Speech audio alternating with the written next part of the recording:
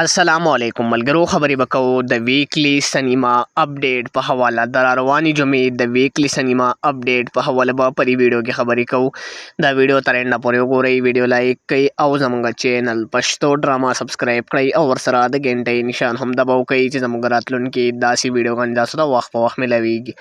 خلاص خپل ویډیو لا خبر مونږ کوله د ویکلی سینما اپډیټ په حواله د فلم نوم دی پیداګیر یو ډېر بهترین فلم دی او یو فول ایکشن فلم دی فول ایچ ڈی فلم دی چې دغه فلم په سٹار کاسٹ کې ارباز خان جنگیر خان جانی وردا خان